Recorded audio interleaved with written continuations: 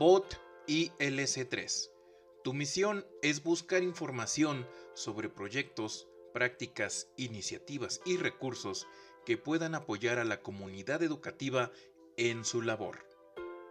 Desde Querétaro, México, hemos contactado a la doctora María Diana Lorena Rubio Navarro. El tema de hoy es educación STEM.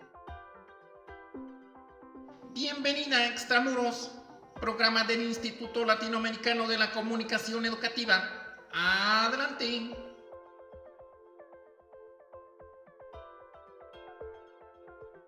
Bienvenidas, bienvenidos, bienvenides a un episodio más de Extramuros.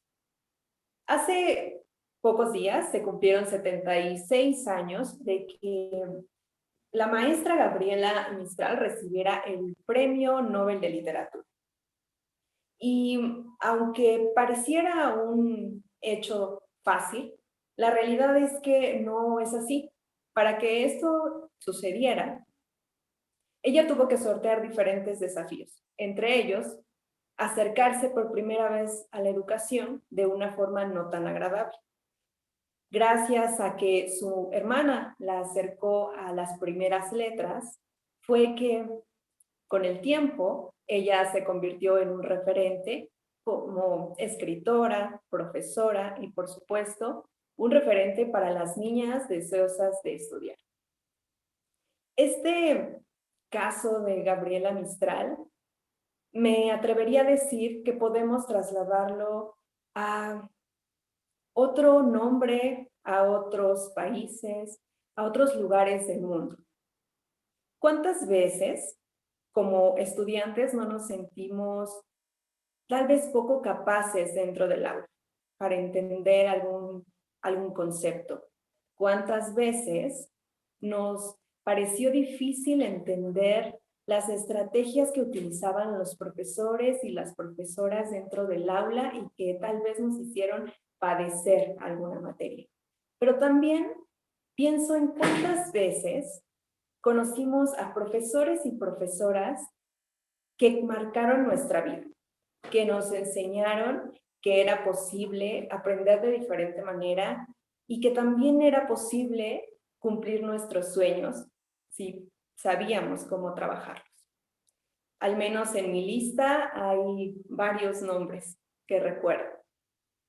Y también entre esos nombres se encuentra nuestra invitada de hoy, que me emociona poder tenerla aquí en este programa de Extramuros.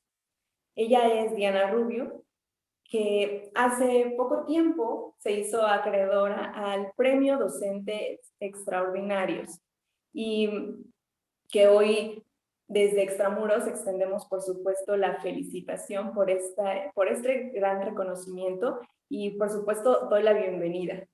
Hola, Diana, ¿cómo estás? Hola, ¿qué tal, Jacqueline? Buenos días, muchísimas gracias por la introducción, muchas gracias a Ilse por el espacio y a Movimiento STEM por hacerlo posible. Muchísimas gracias, saludo a tu auditorio también. Oye, pensar en un premio de estas características, pensar en un premio Docentes Extraordinarios ya se escucha pues de gran responsabilidad, ¿no? ¿Cómo lo vives tú desde ese lado?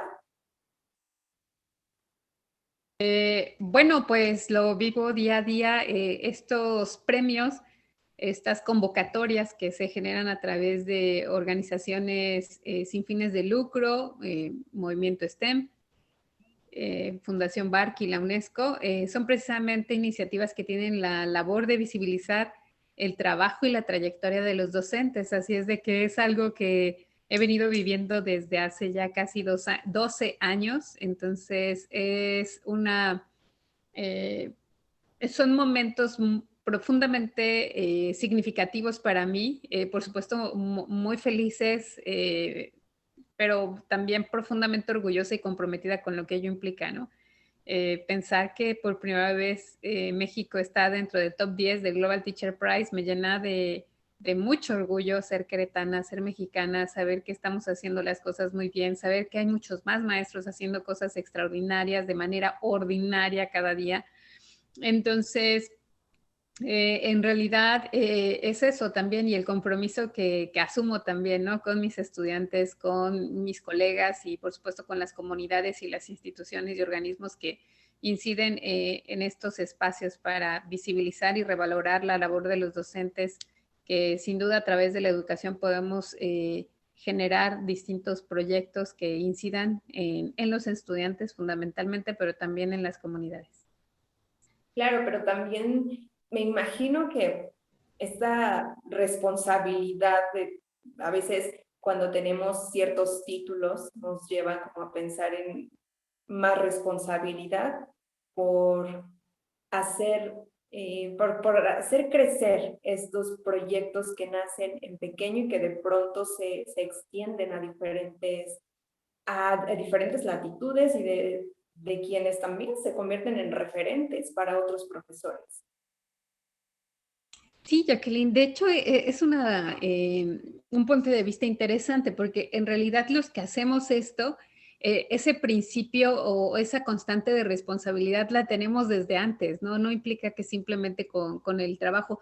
Lo que sí se potencializa de una manera muy interesante son los espacios de colaboración o espacios como este en el que precisamente damos a conocer cuáles han sido las prácticas para que de alguna manera podamos ser inspiración, pero también se puedan replicar esas innovaciones, esas prácticas que hacemos en el aula.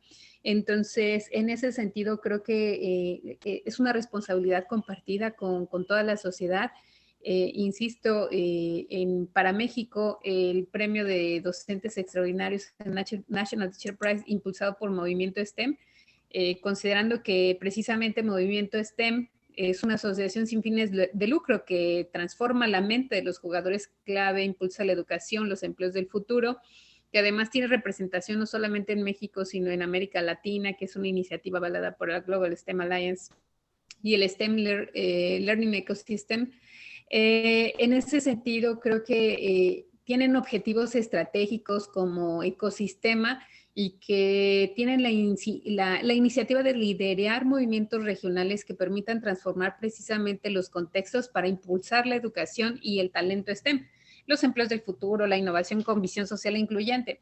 Entonces, estas iniciativas, igual que Barkey Foundation y UNESCO, tienen precisamente la convicción de que cada alumno merece al mejor docente y que las buenas prácticas que se generan a nivel local puedan tener un impacto a nivel global. Entonces, creo que es una responsabilidad compartida, insisto, espacios como los de ustedes también, donde visibilizan esta labor y las trayectorias, pues también son muy importantes, pero sin duda,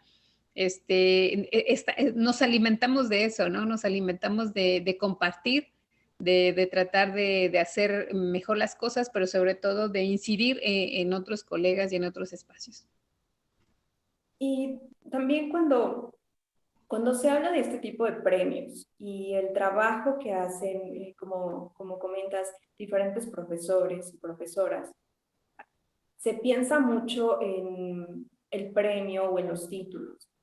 Y poco se habla de estas puertas que se cierran, de los desafíos que pasan los profesores y profesoras día a día para encontrar nuevas estrategias académicas que logren impulsar los deseos de las y los estudiantes para, para ver de diferente manera, por ejemplo, la ciencia.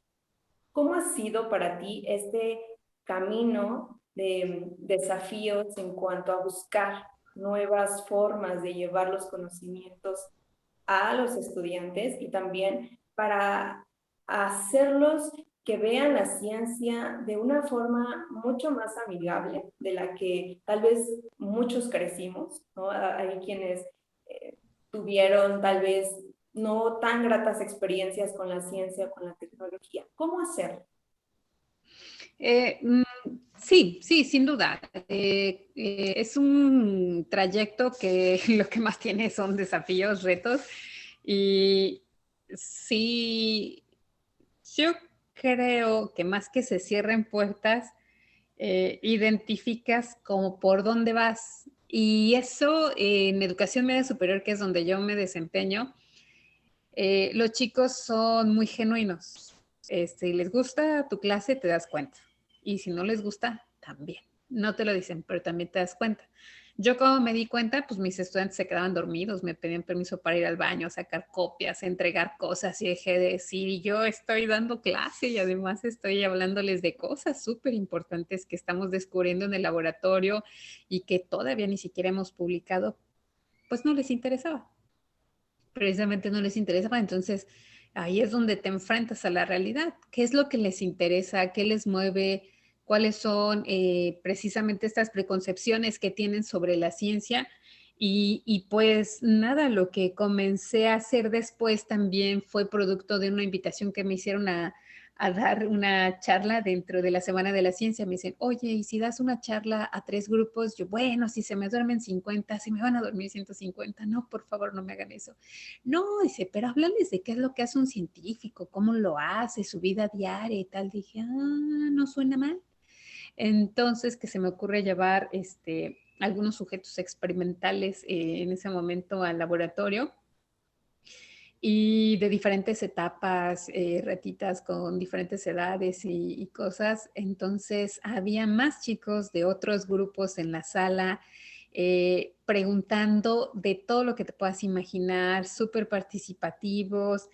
Y ahí es donde dije, claro, es esto lo que quiero, ¿no? Que ellos me pregunten, porque me decían, ¿y por qué no tiene pelo? ¿Y por qué no se mueve? ¿Y por qué se le acercó? ¿Y por qué la lame? ¿Y por qué los acarrea? Y siempre los agarra así, maestra. O sea, era ese momento ideal para un maestro, ¿no? Cuando ellos están preguntando. Así de que dije, es así, así es como quiero todas mis clases. Entonces, a partir de ahí me empeñé a tratar de identificar cuáles era una situación detonante para que ellos se involucraran con el contexto que yo quería que aprendieran, con los conceptos que yo quería que aprendieran, pero que fuera también parte de, muy, muy parte de ellos, muy algo que ellos pudieran hacer. Así es de que comencé a hacerla precisamente más lúdica, más amigable, te transformas, te deconstruyes como docente, estás con ellos, trabajas con ellos, los escuchas, los haces interactuar, colaborar y por supuesto que este enfoque, yo no le ponía nombre a las cosas que hacía, ¿no? Yo intentaba hacerlo mejor con ellos y de alguna manera también intentaba que ellos tuvieran la mejor experiencia conmigo, que aprendieran, pero que además se llevaran algo para que me recordaran, ¿no? Y no que recordaran a Diana, sino que recordaran la clase, algo que dijeran, eso lo aprendí. Eso lo vi, que les sirviera, es decir, para otros contextos, en otro momento, o que les permitiera continuar aprendiendo después.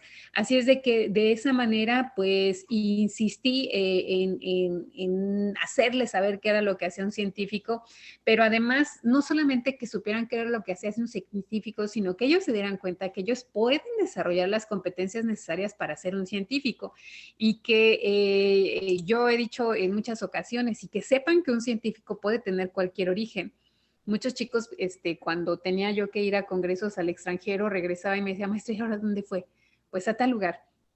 Bueno, maestra, pero seguramente usted estudió en una escuela particular, ¿no? Bueno, pero su familia tenía dinero, tampoco. Su papá era científico, no. Entonces, para mí, eso era así como que ellos tienen una preconcepción de lo que es la ciencia. Cuando les pides a los chicos que dibujen un científico, dibujen una persona, un hombre con lentes feo, viejo, siempre con bata. Y sabemos, los que nos dedicamos a esto, y en general muchas personas sabemos que la ciencia no siempre tiene ese aspecto. La ciencia son las ciencias sociales, la antropología, ciencias de otro estilo, que no necesariamente son en el laboratorio, que son en el campo. Yo me apasiono mucho con mis compañeros que hacen ciencia en los volcanes, que hacen ciencia en los cuerpos de agua, en fin, yo trataba de que vieran, ¿no? Que en realidad la ciencia es otra cosa, pero sobre todo, insisto, que desarrollaran las habilidades científicas básicas. ¿Cuáles son esas habilidades científicas básicas? Hacerse preguntas, cuestionar, identificar variables, plantear un protocolo de investigación, que experimentaran ese protocolo de investigación, que registraran sus propios datos, analicen sobre esos datos, concluyan, discutan y comuniquen esa información. Que si bien no es una información de punta, no es investigación de frontera, por supuesto que no, eso les permite establecer las bases para acercarse a los conceptos, a los principios básicos de cualquier ciencia. Entonces podrían ver a la vida desde un punto de vista como lo hace un biólogo, como lo hace un químico, como lo hace un ingeniero, un matemático.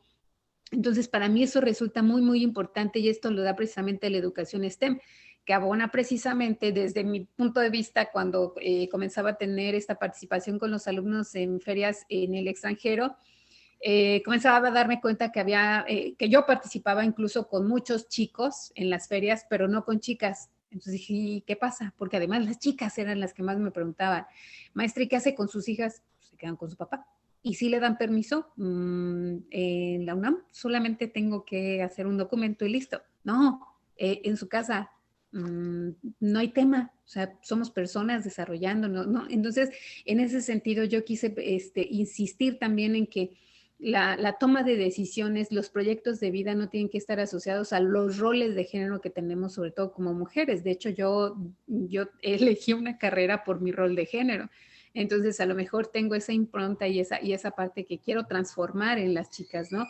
Que sepan cuáles son las áreas de mayor potencial de desarrollo económico y que desarrollen las competencias necesarias, se sientan competentes para decir, pues puedo elegir cualquiera de estas carreras, ¿no?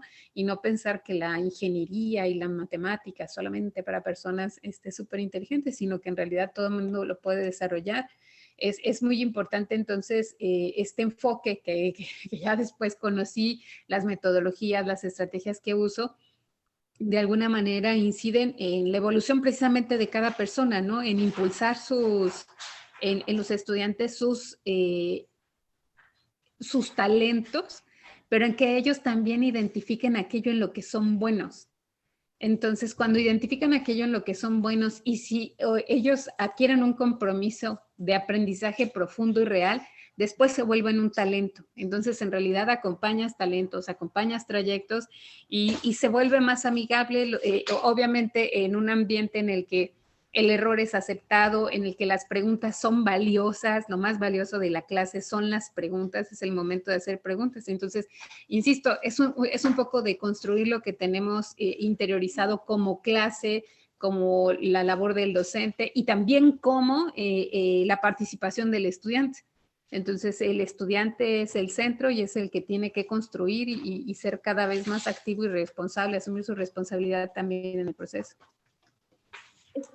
Esto que nos estás contando y que realmente emociona de este lado verlo desde otro punto de vista, es bien importante porque mientras hablabas pensaba en cómo estas mismas capacidades y habilidades que nos da la ciencia de preguntarnos sobre nuestro entorno, de cuestionar, de analizar, también nos lleva a hacer esas mismas preguntas para nuestra vida misma, ¿no? Para la toma de decisiones, en el caso, por ejemplo, de estudiantes que están a punto de elegir una carrera y de pronto está la familia que te dice, no, elige la carrera porque vas a ganar bien. Elige una carrera porque te va a ir mejor. Elige una carrera por muchísimas razones. Y entonces de pronto como estudiante y como una persona que no sabe hacia dónde, entonces, ¿qué hago? Porque tal vez mi papá quiere que estudie, mi papá o mi mamá quiere que estudie para abogado, pero a mí me gusta la ciencia o me gusta la música. ¿Cómo le hacemos ahí como maestros para orientar desde la escuela esta toma de decisiones y que las y los estudiantes sepan precisamente esto que nos decías, que sepan para qué son buenos, cuáles son sus habilidades que pueden desarrollar todavía? Y también en el caso de las mujeres, cómo guiar este proceso de confianza para que ellas también puedan decidir y luchar después por abrir más espacios para otras mujeres. Haces un cuestionamiento y planteas un escenario bien interesante.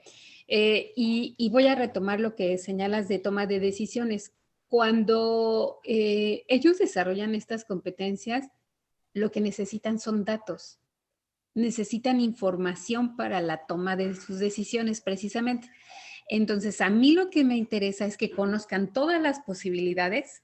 Ese es número uno, que conozcan todas las posibilidades. La toma de decisiones de una elección vocacional usualmente está asociada al círculo familiar. Me explico, si hay un doctor, quiere ser, y además toda la familia te induce a ser doctor. Quiere ser odontólogo, quiere ser arquitecto, ¿no? Está asociado a eso, hay estudios que lo señalan. Eso por una parte. Entonces, a mí me interesa que conozcan todo el espectro de posibilidades, todo el abanico de posibilidades. Y si después de eso ellos deciden dedicarse a exactamente lo mismo, no hay problema. El asunto es que al menos la toma de decisiones la hagan informada, que sepan que el talento no tiene género, pero también que reconozcan cuáles son los sectores de mayor potencial económico en la actualidad y que identifiquen cuáles son los marcos de referencia a los que ellos se van a enfrentar en un futuro. Considerar que ellos se van a enfrentar a dos marcos de referencia muy, muy importantes, que uno es la Agenda 2030 y los objetivos de la OCDE, y por otra parte es la transición hacia la cuarta revolución industrial. O sea, hay un contexto al que no podemos negarnos como sociedad o como individuos. O sea, el contexto está. Esos son los retos que les van a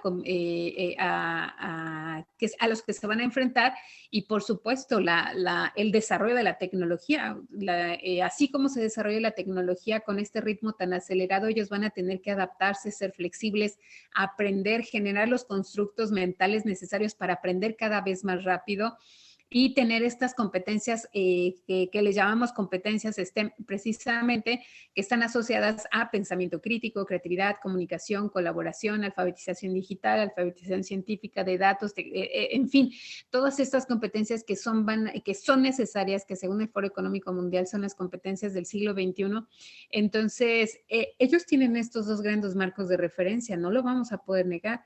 Y si tú les das la posibilidad de que identifiquen todas las corrientes, las nuevas corrientes, los empleos del futuro, cuáles son las competencias que van a ser necesarias para enfrentar estos retos, entonces ellos identifican que es importante no solamente cubrir con conceptos, sino que asuman también su responsabilidad en la elección de la carrera. Ya no es un tema como familiar, es un tema que les corresponde a ellos. Tienes mucha razón, yo les insisto en que siempre es bueno escuchar a todos, pero al final que sigan su instinto, que sigan a su corazón, a sus ideas, sus sueños, porque cuando son chicos tú preguntas en preescolar qué quieren ser y quieren ser astronautas, preguntas lo mismo en secundaria y ya no quieren nada que tenga que ver con ciencia, tecnología, ingeniería y matemáticas.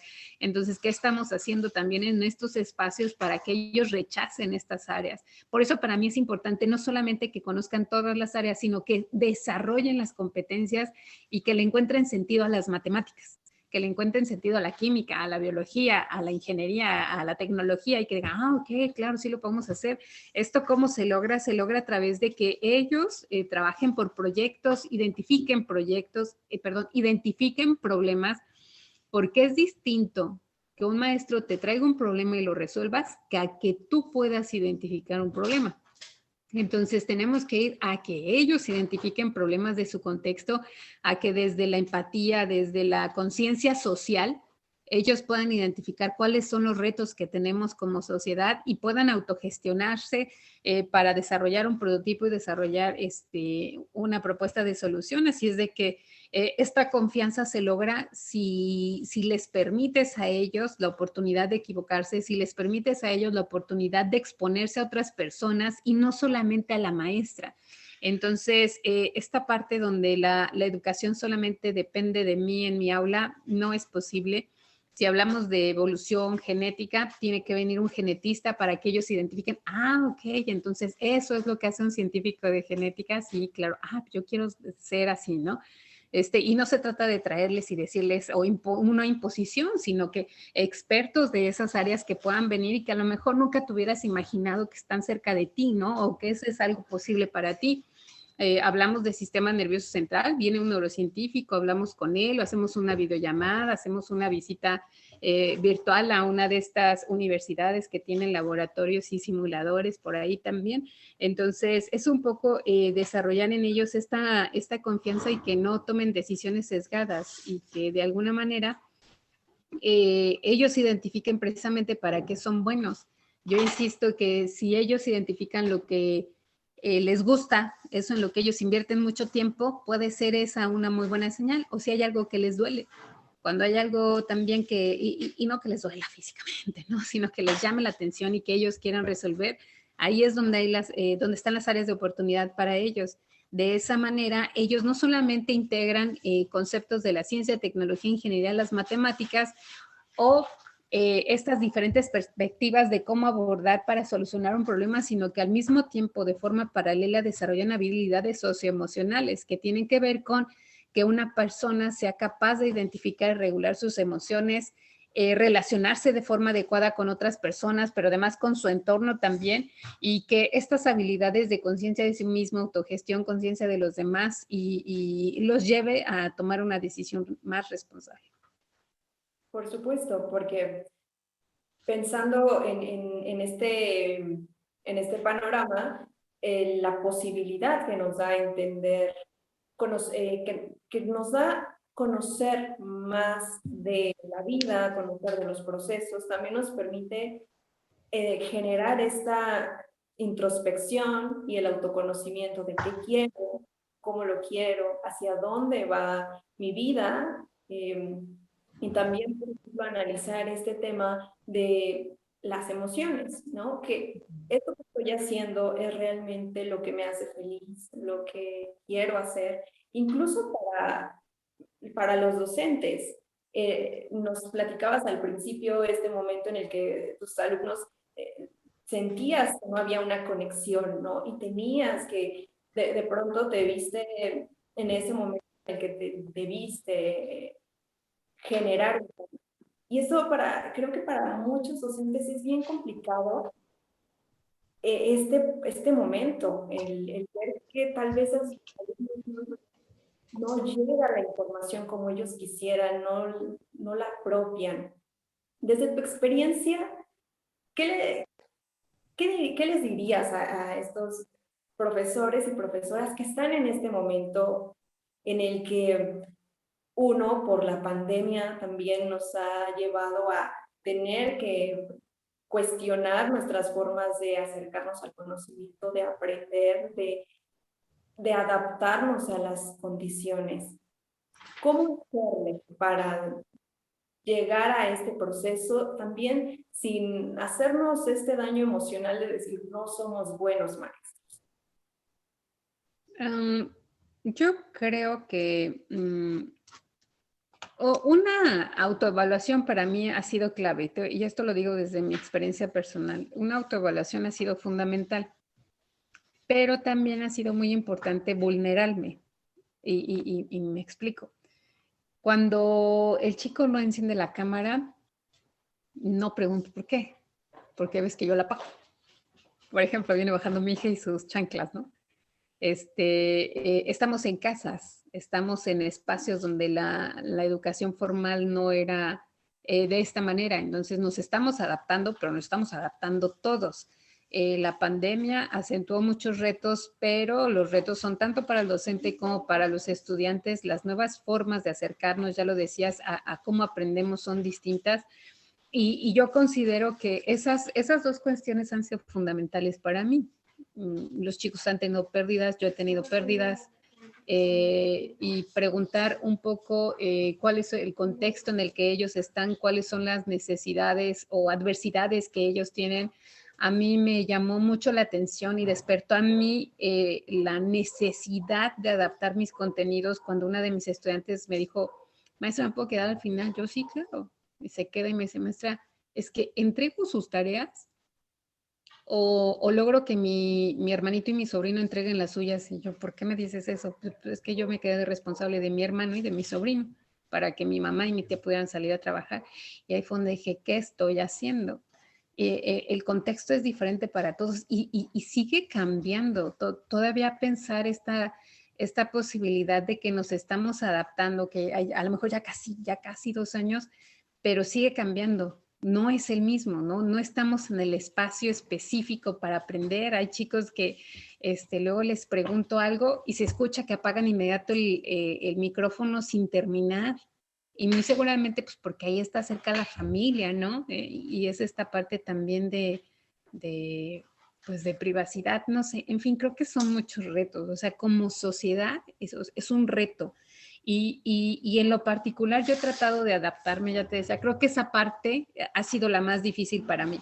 Después de eso, creo que una tendencia muy bonita respecto a capacitarnos entre pares, a compartir las mejores prácticas, a organizaciones como ustedes, capacitaciones y todo en el mejor sentido de mejorar la práctica docente a través de estas nuevas formas. Pero creo que ha sido muy importante adaptarnos y adaptarnos rápidamente. Creo que otra cosa importante es que la educación no depende solamente del docente. La educación es un concepto, un constructo social. Entonces, la educación la hacemos todos. Como docente me corresponde en ese espacio incidir de la mejor manera con los jóvenes. Eso no hay duda. Asegurar aprendizajes mínimos, sin duda también. Pero esta parte como docentes que tenemos del compromiso de asegurar el aprendizaje es un reto complejo, no es un reto sencillo. Es un reto que se logra con la participación de todos, pero también es un reto en el que los estudiantes también tienen que asumir otra forma de tomar clases, ¿no? Más activos, más comprometidos, pensando en la clase no como una clase que termina en 6 meses, para mi caso que trabajo por semestres. Yo les digo, ¿cómo esta clase pudiera abonar a otras clases o a su proyecto de vida?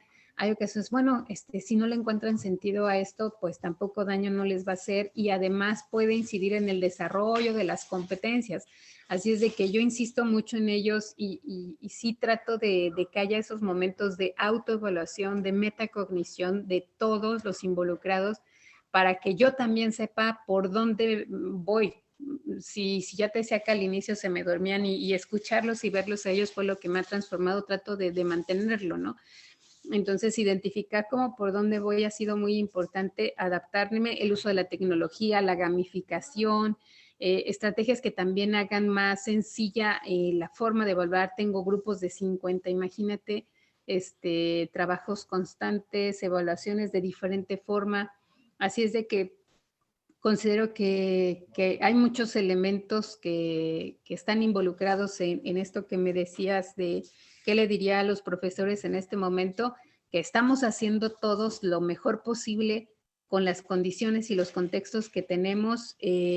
Yo sí insisto mucho en que de alguna manera también lo tengamos que disfrutar, ¿no? O sea, no lo tenemos que sufrir. Yo hay veces que de plano, pues con este tema de gamificación y con mis conceptos de clase, pues hoy vamos a jugar, a ver, vamos a ver, ¿no? Pues hoy vamos a hacer un proyecto, a ver, ¿qué se les ocurriría? ¿Qué hay por ahí en la casa? ¿Qué hay esto? O sea, que lo disfrutemos también junto con ellos. Recuerdo mucho que al inicio de la pandemia es una actividad que no tiene nada que ver con mis contenidos y ahí yo he tenido claridad de que el 80% de los contenidos es irrenunciable, pero hay un 20% al que sí puedo ceder. Y en ese sentido, hice una actividad para que hicieran en familia. Y era un reto sencillo, con cosas que tienen en casa. Y recuerdo muchos comentarios de gracias, maestra, por primera vez nos reímos, mi abuelita que estaba enferma jugó y tal, ¿no? Dije, wow, o sea, qué padre y qué bueno que di esa oportunidad, porque después de eso, bueno, chicos, ¿cómo les fue? ¿Quién lo logró? ¿Quién no sé? Y bueno, todos participando, estas nuevas maneras que tenemos de involucrar a los chavos, de dar, insisto, de generar este espacio de confianza y empatía para ellos, para mí ha sido importante. A propósito de este tema de estrategias académicas, me gustaría que compartiéramos el público de Extramuros el siguiente dato extra para conocer mucho más sobre tu experiencia y también cómo has llevado estas estrategias. Dato extra. A continuación presentamos una cápsula sobre el trabajo realizado por la doctora María Diana Lorena Rubio Navarro, una docente extraordinaria. Lo imposible es posible y que nosotros como docentes estamos ahí para acompañarlos en esos trayectos. Yo trabajaba en un laboratorio de neurociencias y me invitaron a dar clases en el bachillerato. Esto para mí fue un impacto bien bonito porque encontré mucha empatía. Muy bien, Benito. Diana cree firmemente en la innovación tecnológica. Imagínense, entonces desde temprana edad les está inculcando ese amor por la ciencia. Así es de que combino los conocimientos de las neurociencias con las nuevas técnicas de enseñanza para generar educación basada en evidencias.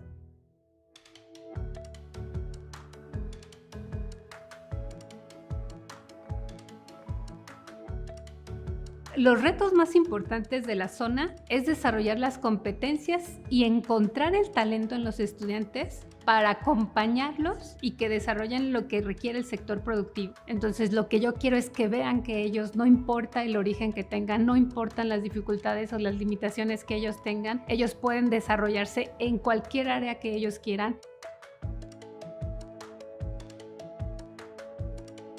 Para mí es muy importante que las chicas sepan cuáles son los trabajos del futuro. A nivel nacional he desarrollado una iniciativa que se llama Mujeres STEAM de GETIC. Entonces ahí fue donde descubrí que las chicas sepan que tienen la posibilidad de hacer ciencia, de dedicarse a la ingeniería, a las matemáticas, sobre todo en estas áreas que son muy importantes para el desarrollo científico y tecnológico del país y a nivel global.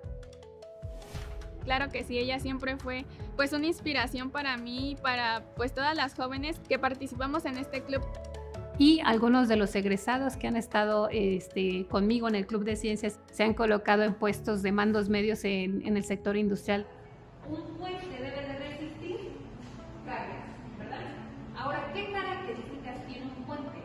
¿Qué características? Nuestros alumnos no se queden en el aula. Nos interesa que sean ciudadanos del mundo. Tenemos proyectos de colaboración a nivel internacional con los que nos conectamos con docentes de diferentes partes del mundo. Desarrollo ese sentido de responsabilidad social para que ellos se integren nuevamente aquí como exalumnos a través de iniciativas para acercar a más niños y a más niñas a la ciencia.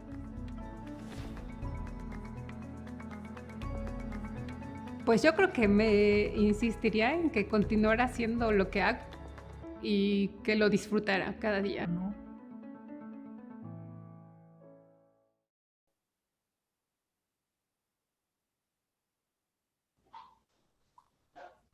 Lo imposible es posible. Me gustó mucho esa primera frase que abre esta cápsula que acabamos de escuchar.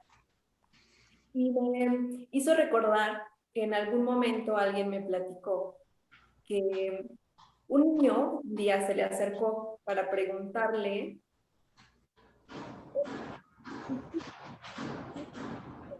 ¿qué ser cuando eras niño? Esa persona no supo qué contestar. No supo qué contestarle al niño porque su primer pensamiento fue, no hice lo que soñé porque nunca me pregunté qué quería hacer de grande. Creo que a veces se nos olvida el que estar y ser no depende tanto de un título, también está en la otra parte, el sentir, el ir por nuestros sueños, por llevar a ese niño que sueña o esa niña que sueña a cumplir esto que queremos. Pero también tiene mucho que ver la familia, lo comentabas antes de irnos a la cápsula. ¿Cómo le hacemos? Y esto nos interesa mucho en Extramuros, precisamente porque es un espacio para llevar lo que sucede en las aulas fuera de, y permitirnos a quienes no estamos involucrados con las estudiantes, con los estudiantes, a estos procesos. cómo hacerle del lado de la familia o parte de los amigos para generar estos sentimientos en los niños, en las niñas, en los jóvenes, para decirles sí se puede hacer lo que estás soñando, siempre y cuando trabajes por ello. Sí, yo creo que esa pregunta se responde desde diferentes perspectivas. Cuando pensamos a qué se quiere dedicar un niño, no solamente a un niño o una niña, no solamente depende de lo que yo haya visto en la clase, que la maestra me exponga conocimiento, desarrollo de tecnología hecha por mujeres, por ejemplo, en el caso de las niñas, que yo participe en el club de ciencias fuera del horario extraclase, en una actividad que ya no tiene una calificación, que no es obligatoria tu asistencia. Cuando participas en una feria de ciencias donde los que te evalúan son otras personas, no te evalúa la maestra, no te evalúan otros docentes, te evalúan jurados, personas que trabajan en universidad, empresas, en fin. Creo que estos espacios se generan y van cambiando la perspectiva de los chicos, de las chicas, pero es fundamental el trabajo de los papás. Fundamental, porque aunque la chica sepa que ya tiene otro interés, aunque sepa que tiene las competencias para esa otra actividad, aún es común que los papás les digan, es que eso no es para mujeres o eso no tiene futuro, ¿no? Entonces, sí, es muy, muy importante que la familia esté acompañando el proceso. De hecho, yo insisto mucho que el mérito de estos premios es que lo he hecho en acompañamiento de la comunidad, no lo he hecho sola, no es un logro que solamente represente mi trabajo, es el logro que representa mi trabajo asociado a la colaboración con los padres de familia que han apoyado a los estudiantes en estos espacios que ya no son extraescolares. Imagínate a un papá dándole permiso a su hija de ir al extranjero con una maestra para presentar su proyecto de investigación. Es algo difícil, es algo complicado, no es sencillo. Y además, esta parte de que de alguna manera ellos comienzan a empoderarse, comienzan a tener sus iniciativas propias, también depende de la colaboración que tiene el plantel con otros espacios como universidades, centros de investigación, iniciativa privada, para que demos continuidad a esos trayectos. No se trata solamente de que elijan una carrera STEM, se trata de que la terminen y que además en el sector productivo se dediquen a ello. Para eso se necesitan muchos esfuerzos para crear redes de colaboración para que una mujer tenga un desarrollo profesional apropiado y en función de lo que ella quiera y desarrollar todo su potencial en función de ese sueño que tenía. Entonces, si te fijas, somos muchos los actores que estamos involucrados. Y en ese sentido yo insisto en que como sociedad debemos de atender estos recursos humanos valiosos con esos sueños, como lo mencionas, con esas ideas, aspiraciones, ideales, porque finalmente ellos son los que van a estar enfrentando los retos que vamos a tener como sociedad. El bono demográfico que tenemos a favor de los jóvenes se nos va a acabar muy pronto. Si no hacemos en este momento lo necesario como docentes para entregarles a ellos las herramientas, para que ellos transformen la forma en la que se acercan a la educación, para que comiencen a ocupar espacios no formales como clubes de ciencia, clubes de robótica, de programación, que también suman al desarrollo de estas competencias del siglo XXI.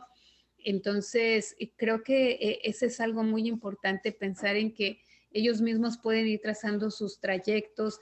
Ya no es suficiente con llegar a la clase, sentarte y tomarla, sino que tienen que ser también más activos como familias, como chicos comprometidos con su desarrollo, y como sociedad tenemos que hacer lo propio, lo que nos corresponde para integrarlos, para decirles, por aquí está el camino, no te tiene que costar 11 años que me costó a mí, yo te lo abrevio en un año y este es el camino, si es que este es el que te interesa.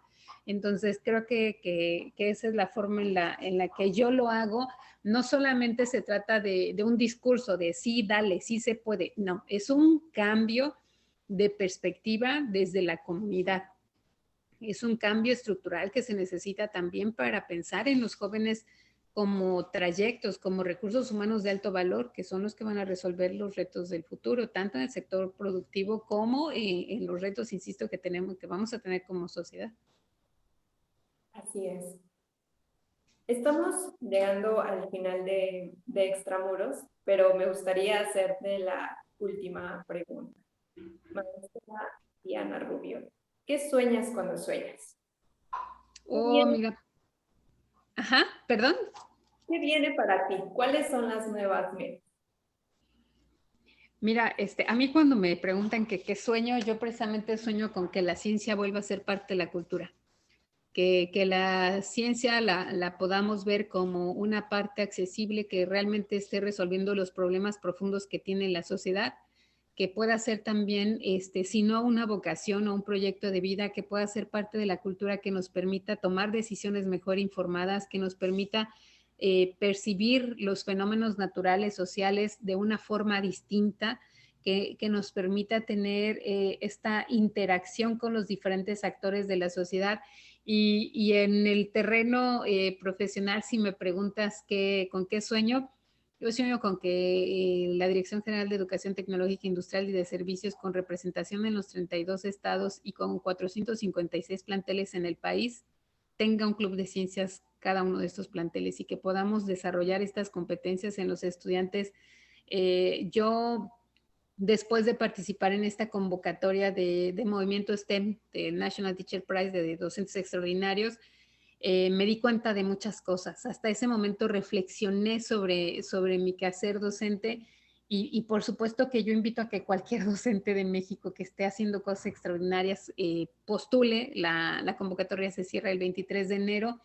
Y regresando a responder, yo quisiera que en cada uno de esos planteles hubiera un club de ciencias y que los chicos se implementaran estas metodologías y estas estrategias que me han permitido a mí ver el desarrollo profesional y personal de los chicos, verlos como personas empoderadas y que ellos se sepan competentes a nivel internacional. Ese sería mi sueño.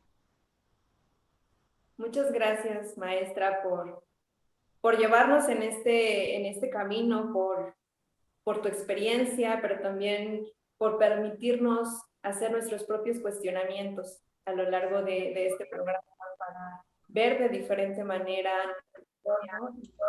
Esperamos que en una segunda oportunidad podamos volver a platicar contigo sobre este y otros temas. Muchas gracias.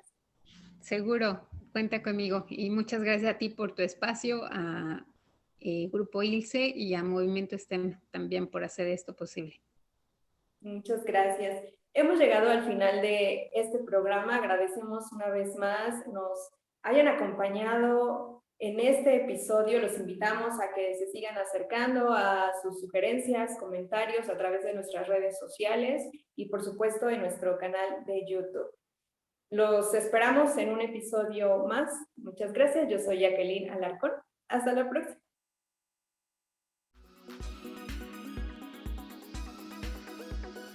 Gracias a Movimiento STEM por su colaboración. Se despide ILC3. Próximamente será su guía en nuevas aventuras extramuros. Es cuanto.